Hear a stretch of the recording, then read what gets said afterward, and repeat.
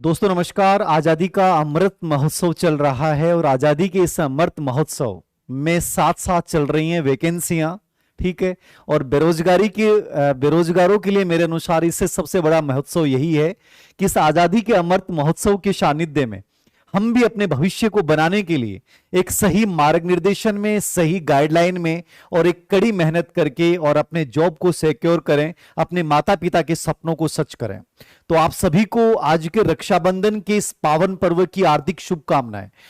मेरा आपसे वादा था और मैंने आपको पहले भी कहा था, एक ऐसा विषय जिसको लेकर हम बड़े चिंतित रहते हैं और उस विषय की शिक्षण मतलब स्पेशली टीचिंग भर्ती परीक्षा में बहुत वैल्यू है।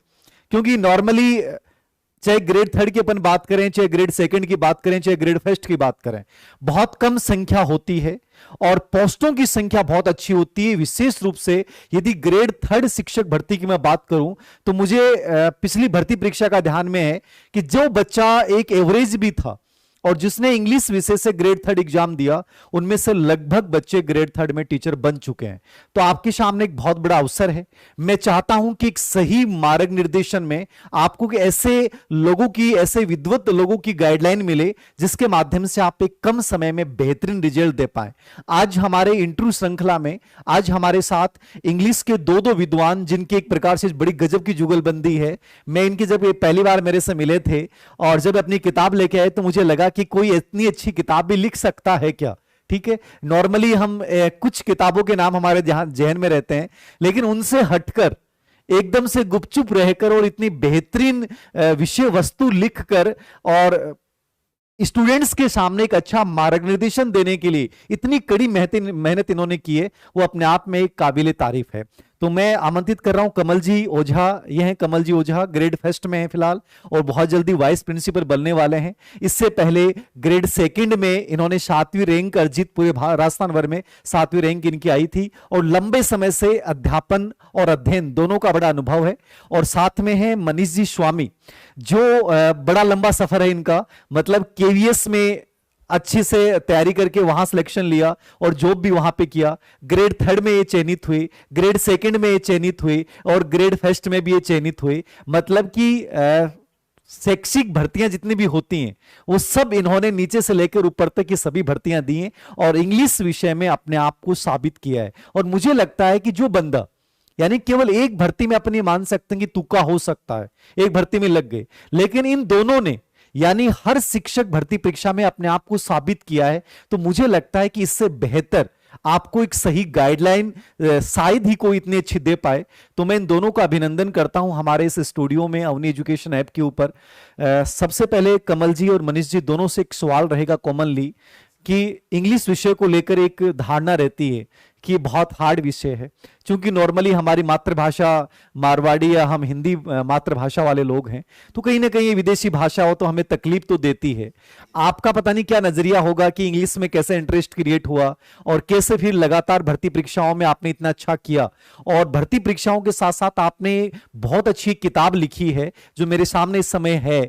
ये सब क्या लोगों की जो धारणाएं हैं वो सही है कि गलत है कि इंग्लिश बहुत हार्ड विषय है, या नॉर्मली ये मान सकते हैं हम कि विषय कोई हार्ड नहीं होता है, बस हमारा नजरिया जो उस पर डिपेंड करता है कि वो विषय कैसा है कैसा नहीं है। तो ये थोड़ा सा आप बताएं। जी sir, thank you Dheeraj ji sir. आपने हमें ये चांस दिया इस स्टूडियो में आने का, हमारे व्यूज जानने का। Thank you very much.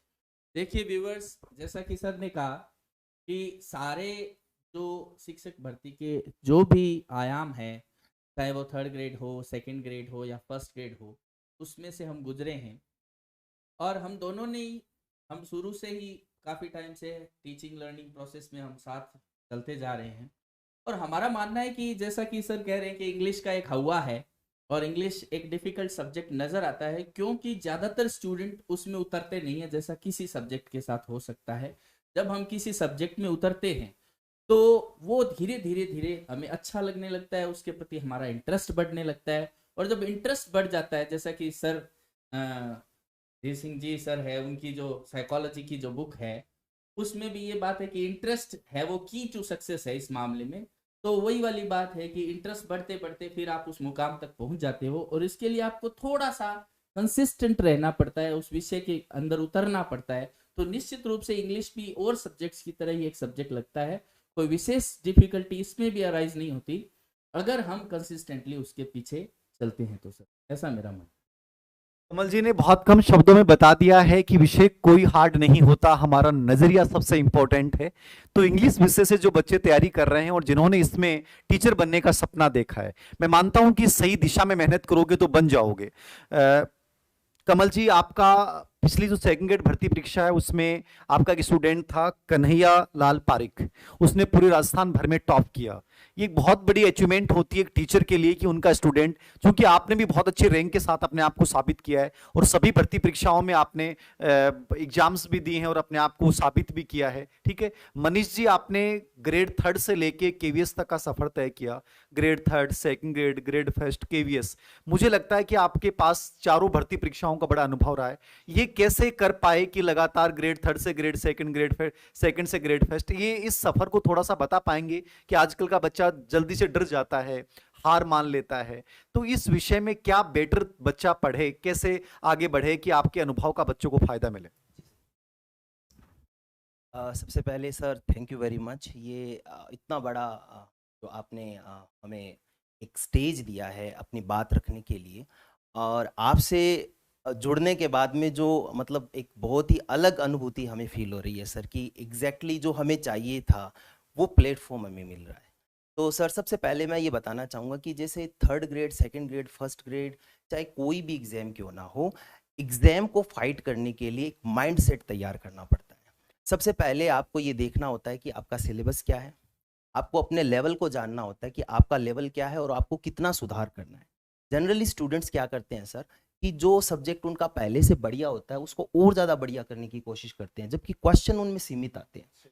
जबकि होना ये चाहिए कि जो क्वेश्चंस जो उसको नहीं आ रहे हैं उन डिफिकल्ट पोर्शंस को भी वो इजी करें और उसको अच्छी तरह से तैयारी करें। अब एक सैचुरेशन पॉइंट होता है सर इंग्लिश में, हमारा ये मानना है, इतने टाइम से हम पढ़ा रहे हैं कि इंग्लिश को अगर देखा जाए तो 6 महीने में अगर आप 10 घंटे बढ़िया तरीके से पढ़ रहे हो तो पूरी इंग्लिश को कवर कर सकते हो। जब हम बात करें ग्रामर की, ग्रामर ऐसा है कि आप 6 महीने में बढ़िया तरीके से, जैसे मैथमेटिक्स होता है वैसे ग्रामर है सर, तो उस लेवल को आप बढ़िया से अचीव कर सकते हो। उसके बाद में आपको प्रैक्टिस करनी होती है, जितना आप प्रैक्टिस करोगे उतना ही ज़्यादा आप में सुधार आता रहेगा, क्योंकि क्वेश्चंस होते हैं हर बार अलग तरीके के क्वेश्चन होते हैं, उनको बार बार आप रिपीट करोगे तो आपको पता चलेगा कि ये क्वेश्चन क्या कहने जा रहा है। तो सैचुरेशन पॉइंट का मतलब ये हो गया कि जब आप उस लेवल पे पहुंच जाते हो तो आप किसी भी कंपटीशन में क्यों ना जाएं, आपका सिलेक्शन तय ही है। और वो मेरा ये मानना है कि जैसे आप पूछ रहे थे, आपका क्वेश्चन था कि बच्चे बहुत डरते हैं, ये एक्चुअली सर माइंड सेट है। सिर्फ जैसे मान लीजिए हम ग्रामीण क्षेत्र के बच्चों को पढ़ाते हैं तो वो पहले से डरे हुए होते हैं कि सर इंग्लिश तो बहुत डिफिकल्ट है। एग्जैक्टली अगर देखा जाए तो इंग्लिश सबसे ईजी सब्जेक्ट है, 6 महीने में जो तैयार हो सकता है उसको आप डिफिकल्ट कभी नहीं कह सकते। तो माइंड सेट को चेंज करने की जरूरत है, अच्छी बुक्स, अच्छे नोट्स और बढ़िया आपको कंसिस्टेंट होकर अच्छे टीचर के पास आपको पढ़ने की जरूरत है। डेफिनेटली आप अगर उस लेवल तक पहुंचते हो तो आपको मतलब ये संकोच कर मतलब नहीं कर सकते कि आपका सिलेक्शन होगा या नहीं होगा, आपको थ्रू आउट सिलेक्शन होगा, डेफिनेट होगा सर। ओके धन्यवाद मनीष जी। सबसे बड़ी बात यह है कि आपके पास 4 भर्ती परीक्षाओं का एक बड़ा व्यापक अनुभव रहा है, और एक बंदा जो होता है ना, वो जब ग्रेड 3, ग्रेड 2, ग्रेड फर्स्ट, और फिर खुद उसने बच्चों को मार्गनिर्देशन दिया, और आप दोनों ने बखूबी ये काम किया है और दोनों ने मिलके काम किया, सबसे बड़ी बात है। एक लंबे समय से आप दोनों साथ रह रहे हैं, लंबे समय से बच्चों को मार्गनिर्देशन दे रहे हैं। और मेरे सामने जो एक किताब है ये मैं कहूँगा, मैंने जब देखी इसको और आपने कहा कि सर इससे बेहतरीन किताब, मतलब ये कॉन्फिडेंस है आप लोगों का। मैं चाहूँगा कि ये केएम के नाम से इन्होंने एक बहुत अच्छी बुक निकाली है, अपने अवनी पब्लिकेशन से ही अब भविष्य में बुक आने वाली है, ये अभी भी अवनी पब्लिकेशन से ही है। तो रियल में मुझे तो इतनी समझ नहीं है इंग्लिश की, लेकिन मैंने किसी विद्वत जन को भी मैं इसका दिखाऊं तो सही कि रियल में इन्होंने मेहनत की है कि वास्तव में सही है क्या। कि एक नॉर्मली होता है गवर्नमेंट जॉब लग जाता है बंदा, इसका मतलब वो वास्तव में योग्य है, और इन्होंने 4 भर्ती परीक्षाओं क्वालिफाई किया, मतलब योग्यता पे तो शंका हो ही नहीं सकती। लेकिन इतनी शानदार, इतनी बड़ी डिटेल्ड किताब निकालना, और स्पेशली बाइलिंगुअल, यानी हिंदी और अंग्रेजी दोनों भाषाओं में किताब है। यानी एक नॉर्मल पृष्ठभूमि वाला बच्चा है वो भी इंग्लिश को बहुत अच्छे से पढ़ सकता है। यह आपने इतनी गजब की मेहनत की है। मेरा एक बड़ा सवाल रहेगा दोनों से आपसे कि ग्रेड सेकंड और ग्रेड थर्ड, क्योंकि ग्रेड फर्स्ट में तो आप बहुत कम समय रहा है, मैं ज्यादा उसकी चर्चा नहीं करूंगा। ग्रेड फर्स्ट पे ऑलरेडी हमारा एक इंटू डाला भी हुआ है, बच्चे ने देख लिया होगा लगभग ने। ग्रेड सेकंड में 4 महीने बच्चे हैं और ग्रेड थर्ड में लगभग 4.5 महीने 5 महीने मान के चलिए। बच्चा यदि मान लीजिए ग्रेड सेकंड इंग्लिश से तैयारी कर रहा है और उसके जहन में आ गया कि ग्रेड थर्ड में बड़ी पोस्टें आने वाली हैं, और ये निश्चित है कि इंग्लिश की पोस्टें बड़ी आती हैं और एक बहुत बड़ा चांस होता है ग्रेड थर्ड में इंग्लिश विषय से एग्जाम क्रैक करने का। ग्रेड थर्ड में 120 नंबर का एक बड़ा पार्ट है और 120 के साथ 20 नंबर का टीचिंग मेथड, मतलब 140 नंबर का एक बड़ा पार्ट है। तो क्या ग्रेड सेकंड और ग्रेड थर्ड को साथ लेके चला जा सकता है? और साथ लेके चले तो बच्चा किन चीजों को ध्यान में रखे, किस विषय वस्तु का चुनाव करे, कैसे उसको पढ़ना चाहिए कि वो बेटर कर पाए? मेरा कहने का मतलब है आप इस मंच के माध्यम से बच्चों को यह बता दें कि ग्रेड सेकंड और ग्रेड थर्ड क्या दोनों को साथ लेके चला जा सकता है, यस या नो? ठीक है। नंबर 2 कि साथ लेके चले तो किन बातों का ध्यान में रखे, और उसको साथ लेके नहीं चलना है केवल ग्रेड थर्ड को ही करना है कि मुझे ग्रेड थर्ड करनी है इंग्लिश से और 100% मुझे जॉब लगना है। मैं किन चीजों का ध्यान रखूं, कैसे इस विषय वस्तु को तैयार करूं कि आने वाले 4 महीने में मैं एग्जाम क्रैक कर दूं? आप एक संक्षिप्त में बढ़िया तरीके से बच्चों को बता देंगे, संतुष्टि हो जाए और इंग्लिश का जो डर है इनके दिमाग से निकल जाए और ये बच्चे कॉन्फिडेंस के साथ इस विषय को बढ़िया तरीके से अंजाम दे, सफलता तक पहुंचाएं। ये दोनों के माध्यम से मैं जानना चाहूंगा। सर एक बहुत ही ऐसा बच्चों के जेहन से निकाल कर आप क्वेश्चन लेके आए हैं, तभी आपकी साइकोलॉजी पर इतनी पकड़ को ये क्वेश्चन भी दर्शाता है। एक्चुअल में ये सभी उन तैयारी करने वाले स्टूडेंट्स के माइंड में है, क्योंकि सारी भर्तियां एक साथ आ गई है तो किसकी तैयारी करें। जैसा कि सर ने बताया, ग्रेड फर्स्ट एक ऐसा एग्जाम है जिसको हम एक बार एक तरफ कर देते हैं, क्योंकि उसके लिए टाइम भी कम बचा है और इसके लिए ऑलरेडी सर ने स्ट्रेटजी आपको बता दी है अलग अलग तरीके से। अब बात आती है सेकंड और थर्ड ग्रेड की। कल ही थर्ड ग्रेड का सिलेबस लॉन्च हुआ है और उस थर्ड ग्रेड का जो सिलेबस है और सेकंड ग्रेड का जो सिलेबस है, मैं सबसे पहले स्टूडेंट्स को ये कहना चाहता हूं कि आप बिल्कुल दोनों की तैयारी साथ साथ कर सकते हैं। ये ठीक वैसे ही है कि जैसे अगर आप ग्राउंड फ्लोर पर खड़े हैं और आप सेकंड फ्लोर पर जा रहे हैं तो आपके फर्स्ट फ्लोर की बीच में आ ही जाएगा। यानी थर्ड ग्रेड का जो सिलेबस है वो सेकंड ग्रेड का एक पार्ट है, चाहे वो फर्स्ट पेपर में माने या फिर हम इस सेकंड पेपर में सब्जेक्ट पेपर में इसको माने। फर्स्ट पेपर में जो स्ट्रेटजी है वो अपने हिसाब से हम अलग अलग माध्यमों से जो प्रेरित होकर जिस तरीके से हम बना रहे हैं कि भाई पेपर के दौरान ये चीज़ें ध्यान रखनी है। हम चूंकि सब्जेक्ट स्पेशलिस्ट के रूप में सर ने हमें यहाँ पर इन्वाइट किया है तो हम अपनी बात कहना चाहते हैं कि सब्जेक्ट के रूप में जो ग्रामर के टॉपिक्स हैं वो सेकंड ग्रेड और थर्ड ग्रेड के सेम है। तो अगर हम सेकंड ग्रेड के टॉपिक्स को तैयार करेंगे तो डिफिकल्टी लेवल दोनों का सेम ही रहेगा, तो वो ऑलरेडी अपने तैयार हो जाए। टीचिंग मैथडोलॉजी में भी यही बात है कि दोनों का सिलेबस जो है टीचिंग मैथडोलॉजी में भी सेम है। और जैसा कि हम जानते हैं कि साइकोलॉजी में भी अगर हम देखें इस रूप में भी दोनों सेम हैं। सर ने जो बुक लिखी है वो अपने आप में थोरो है, अपने आप में कंप्लीट है, तो कहीं उससे चाहे आप first grade second grade third grade में तैयारी कर सकते हैं। इस मामले में अपने को मानना है कि स्टूडेंट्स को बहुत ज़्यादा कंफ्यूज्ड नहीं होना है और खुद ऐसी तैयारी करनी है कि सेकंड ग्रेड के लेवल को अचीव करते हुए उसके अंदर वो समाहित हो जाएगी, तो दोनों की तैयारी साथ हो जाएगी।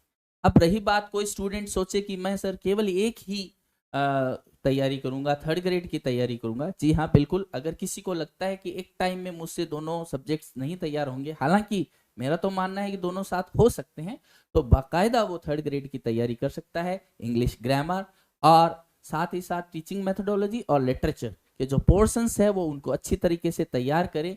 इस मामले में ग्रामर के एक एक टॉपिक को करते हुए, उसके ऊपर प्रॉपर नोट्स बनाते हुए, उसकी वीडियोस देखते हुए और साथ ही साथ लास्ट में उससे रिलेटेड जो एक्सरसाइज है उसको कंप्लीट करके वो उस लेवल तक पहुंच सकता है, इजीली अपना सिलेक्शन करवा सकता है, क्योंकि इंग्लिश में बहुत ज़्यादा अच्छी पोस्ट आने का अनुमान है, ऐसा मैं सोचता हूं सर। थैंक यू कमल जी, आपने लगभग चीज़ें बता दी हैं। मैं मनीष जी के माध्यम से जानना चाहूँगा। मनीष जी, ग्रेड थर्ड की बच्चा पहली बार तैयारी कर रहा है, मान लीजिए ग्रेड सेकंड की पहली बार तैयारी कर रहा है, तो इंग्लिश विषय का सिलेबस आप लोगों के दोनों के जहन में है, ठीक है, और आपने कल वाला सिलेबस भी देख लिया है। मेरा मानना है कि बच्चा स्टार्ट करे तो कैसे उसको स्टार्ट करना चाहिए कि मान लीजिए वो जीरो है इंग्लिश में, उसे कुछ भी नहीं आता है और उसने इंग्लिश से वो एलिजिबल हो रहा है, तो उसे घर वालों ने कहा कि बेटा इंग्लिश विषय बहुत बढ़िया है और तुम्हारे ज़्यादा चांस है कि तुम इंग्लिश से ग्रेड 3 की तैयारी कर लो या ग्रेड 2 की तैयारी कर लो या ग्रेड 3 ही मान लें अपन। तो बच्चे को किन चीज़ों का ध्यान में रखते हुए उसको शुरुआत करे कि वो रिजल्ट तक पहुंचे। कहने का मतलब है ये चांस दोबारा नहीं आएंगे। मैं मानता हूं कि 46,000 ये ग्रेड 3 की इतनी बड़ी भर्ती है, जैसे सेकंड ग्रेड की भर्ती हुई, दोबारा आने वाले चांस नहीं है। बच्चे के पास मुश्किल से चांस है, तो वो इस चांस को गवा ना दे, इसके लिए उसको शुरुआत कैसे करनी चाहिए, कहां से वो स्टार्ट करे, किन चीजों को ध्यान में रखे और वहां तक पहुंचे, ये थोड़ा सा बता दें। जी सर, आपने क्वेश्चन बहुत ही शानदार पूछा है। क्वेश्चन जो सर ने किया है वो ये है कि जो बच्चा फर्स्ट अटेम्प्ट दे रहा है अपना, चाहे वो सेकंड ग्रेड में है या थर्ड ग्रेड में है, तो उसको क्या पढ़ना चाहिए। देखिए, जो सिलेबस बनाया गया है वो अपने आप में एकदम से सीक्वेंस वाइज है। अगर आप उसको देखोगे तो जो सबसे पहला पार्ट है वो पार्ट्स ऑफ स्पीच है। इंग्लिश में अगर आप पढ़ाई करना शुरू कर रहे हो, आप फर्स्ट टॉपिक अगर पढ़ना चाह रहे हो तो आपको फर्स्ट पार्ट्स ऑफ स्पीच पढ़ना ही पड़ेगा। तो सर मेरा ये मानना है कि सबसे पहले बच्चे को पार्ट्स ऑफ स्पीच पढ़ना चाहिए, क्योंकि पार्ट्स ऑफ स्पीच में 8 पार्ट ऑफ स्पीच है, जिसमें हम noun, pronoun, adjective, adverb, verb, preposition, conjunction और इंटरजेक्शन, इनको थरली अगर हम पढ़ लेते हैं तो इसके बाद में जो आने वाले जो चैप्टर हैं, जो हो गया टेंस है, नरेशन है, उसके बाद में वॉइसेस हैं, ट्रांसफॉर्मेशन ऑफ सेंटेंसेस है, और उसके बाद में वोकैब का जो पार्ट है वो अलग रखते हैं। तो ये जो ग्रामेटिकल पोर्शन है उसको अगर सीक्वेंस से देखें तो पार्ट्स ऑफ स्पीच से बच्चा शुरू करे, क्योंकि सर जब बच्चा कोई चीज़ शुरू करता है तो इजी से हार्ड की तरफ जाना चाहिए। तो इजी पोर्शन होता है वो पार्ट्स ऑफ स्पीच है। जब तक उसको पता नहीं चलेगा जो सेंटेंस लिखा गया है उस सेंटेंस में सब्जेक्ट कौन है, ऑब्जेक्ट कौन है, कौन क्या कार्य कर रहा है, उसको जब पता ही नहीं है तो वो आगे तो एडवांस लेवल में तो जा सकता है लेकिन सिंपल क्वेश्चन में वो रुक जाएगा। तो सबसे पहले बच्चे को सिंपल से एडवांस की तरफ जाना है। अभी दोनों में सिलेबस में जो सिमिलैरिटी है वो बात करते हैं। तो सिमिलैरिटी की बात ऐसी है कि सेकंड ग्रेड का अगर आप सिलेबस कवर करते हो तो थर्ड ग्रेड उसके अंदर है।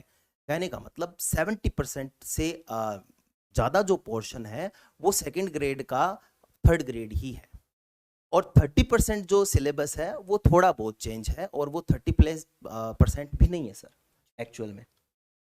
मैथडोलॉजी एक ऐसा है विषय है सर जिसमें मेथड्स में अगर आप चाहें तो 4 या 5 मेथड्स हैं अभी थर्ड ग्रेड में, और फर्स्ट ग्रेड में भी 6 से 7 मेथड्स हैं, जिनमें से 4 मेथड्स हैं वो एकदम सिमिलर है दोनों।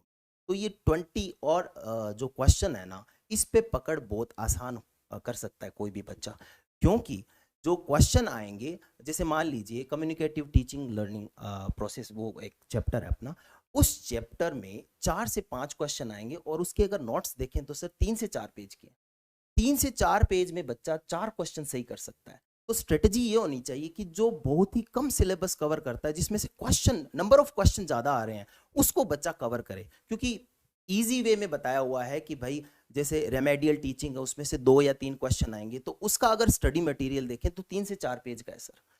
उस मटेरियल को अगर बच्चा कवर करेगा तो डेफिनेटली स्मार्ट स्ट्रेटेजी उसके पास होनी चाहिए, स्मार्ट टीचिंग लेवल उसका होना चाहिए कि जैसे कम समय में वो किस प्रकार से ज़्यादा गेन कर सकता है। और साथ में नोट्स की बहुत बड़ी इंपॉर्टेंस होती है सर। अब बच्चा ये भी सोचता है कि सर कितनी बुक्स लेके आऊँ। मार्केट में इंग्लिश ग्रामर की अगर बात करें तो कम से कम 100 से मोर देन 100 बुक्स अवेलेबल हैं, और सब बुक्स में अलग अलग चीज़ें लिखी हुई होती, जैसे किसी में पार्ट्स ऑफ स्पीच है वो अलग तरीके से है, किसी में टेंसेज है वो अलग तरीके से है, कुछ ना कुछ चीज़ें अलग होती है उसमें। अब बच्चा सब बुक्स को लेके आएगा तो पहले डिमोरलाइज हो जाएगा कि इतनी बुक्स पढ़नी पड़ेगी, 3 महीने का समय होता है सर उसके पास में। तो ये सबसे बड़ी दिक्कत होती है, चिंता यहाँ से शुरू हो जाती है बच्चे की कि 3 महीने में क्या करे वो।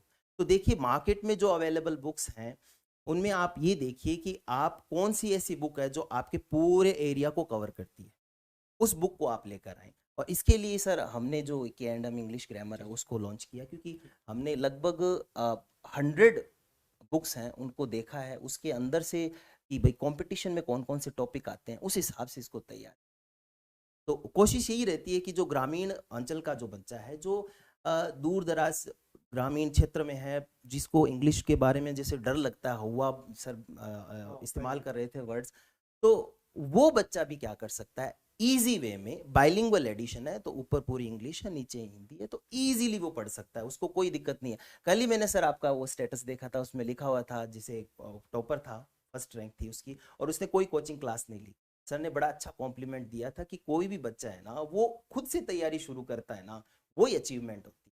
तो वो अचीवमेंट उसी बेस पर सर हमने, मतलब मुझे ये कहते हुए बड़ा मतलब बहुत अच्छा लग रहा है कि आपसे हम जुड़े, और वाकई में हमारी जो मेंटेलिटी है वो भी एकदम सेम है कि हर बच्चा घर बैठकर तैयारी कर सकता है। डेफिनेटली आप इजी से हार्ड की तरफ जाइएगा, हार्ड से इजी की तरफ कभी मत आइए। जी सर। बहुत बढ़िया मनीष जी, कमल जी, सबसे बड़ी चीज़ मैं एक चीज़ और पूछना चाहूँगा कि नॉर्मली एक चलता रहता है बच्चों के दिमाग में, जहन में, और अलग अलग मार्गदर्शक भी इस बात को सजेस्ट करते रहते हैं। बहुत सारे लोग ऐसे भी होते हैं, जैसे मान लीजिए मुझे इंग्लिश का ज़्यादा कोई नॉलेज नहीं, फिर मैं कह दूंगा ये चीज़ पढ़नी चाहिए। जैसे एक एनसीईआरटी और आरबीसी बोर्ड को बुक्स को लेकर बड़ा एक चलता रहता है। फिलहाल आरबीसी बोर्ड वही है जो एनसीईआरटी किताबें हैं, कंप्लीट एक ही बात है, लेकिन कन्फ्यूजन चलता रहता है। क्या इंग्लिश में वर्तमान में जो अपनी एनसीईआरटी की बुक्स चल रही हैं राजस्थान बोर्ड में, क्या वो बच्चे को देखनी चाहिए? उनसे बच्चे को क्या शुरुआत करनी चाहिए, या वो सीधा कोई अच्छी किताब लेके आए और उसको एनसीईआरटी के बिना भी काम चलाया जा सकता है? इस पे क्या राय है आपकी?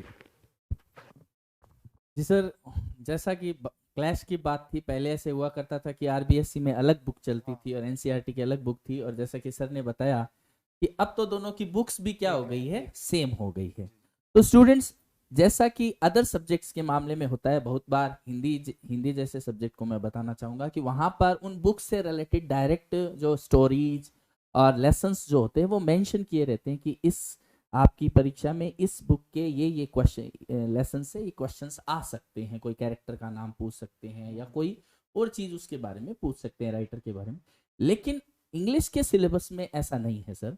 इंग्लिश के सिलेबस में आपको कॉन्सेप्ट्स दी हुई है कि जैसे कॉन्सेप्ट है टेंस की, पार्ट्स ऑफ स्पीच की, या अदर ग्रामेटिकल कॉन्सेप्ट दिए हुए। साथ ही साथ इंडियन राइटर जो इंडो इंग्लिश राइटर्स वगैरह हैं वो क्लियरली मेंशन किए हुए कि आपको ये चीज तैयार करनी है, और उसमें कहीं पे भी ऐसे नहीं दिया हुआ है कि एनसीईआरटी की बुक्स को स्पेशली वो उसको प्रिस्क्राइब करते हैं उनमें से आएगा, ऐसा कुछ उसमें नहीं दिया हुआ है।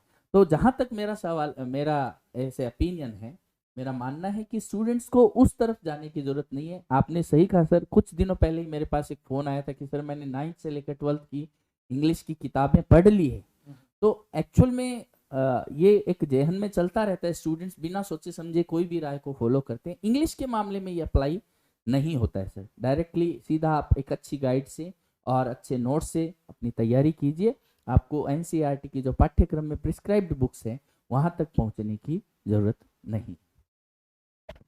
एक सवाल और रहेगा मेरा कि इंग्लिश में जैसे कि आप बुक्स का तो आप जिक्र कर दोगे, इसमें स्पेशली एक्सरसाइज के लिए कोई पर्टिकुलर कोई बुक्स आती हैं कि भाई एक्सरसाइज बच्चा कहाँ से करे? क्योंकि आज क्वेश्चन पेपर का बहुत बड़ा रोल है, पूर्व एग्जाम के प्रश्न पत्रों का बहुत बड़ा, हर एग्जाम में हर सब्जेक्ट में बहुत बड़ा रोल है।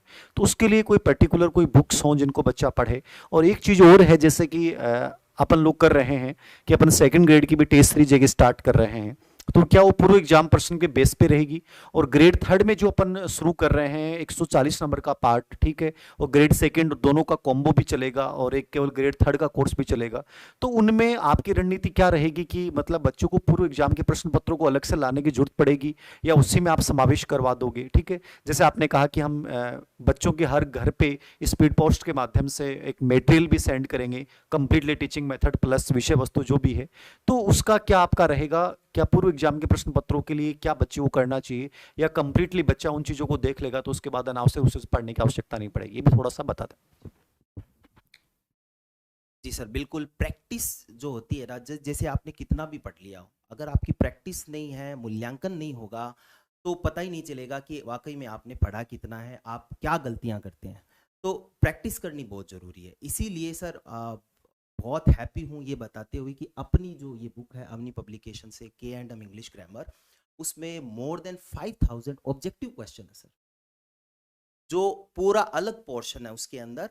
और जैसे जनरली क्या होता है सर, 5000 क्वेश्चन तो होते हैं, लेकिन जो एग्जाम बेस्ड नहीं होते सर, ऑब्जेक्टिव नहीं होते। इंग्लिश में ऑब्जेक्टिव क्वेश्चन मिलना बड़ी डिफिकल्ट होती है। हमने थियोरेटिकल पोर्शन के भी क्वेश्चन को बनाया है, क्योंकि सेकंड ग्रेड में सर थियोरेटिकल पोर्शन से रिलेटेड क्वेश्चन आते हैं। तो थियोरेटिकल पोर्शन जैसे नाउन, जैसे हमने फॉर एग्जांपल एक चैप्टर लिया, तो नाउन में क्या क्या क्वेश्चन बन सकते हैं, वो सारे क्वेश्चन हमने लिए हैं, चाहे वो थियोरेटिकल हो, चाहे वो मल्टीपल चॉइस क्वेश्चन हो, चाहे वो अप्लाइड हो, चाहे वो प्रैक्टिकल हो, कि किसी भी प्रकार के क्वेश्चन है, वो सारे के सारे क्वेश्चन हमने लिए हैं सर। अब रही बात ये कि क्या एक बुक से ही सब कुछ हो जाएगा, नहीं, ये कभी नहीं कहा जा सकता।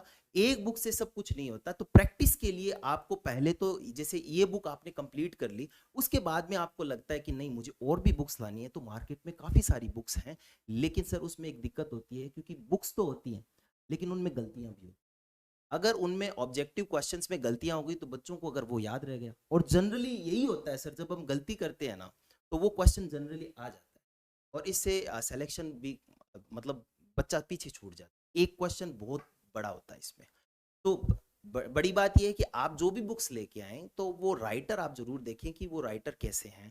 अच्छे राइटर हैं तो ही बुक लेकर आए, अदरवाइज आप जो आपको लग रहा है कि ये बुक सफिशिएंट है तो इसी बुक से आप पूरा कर लीजिए।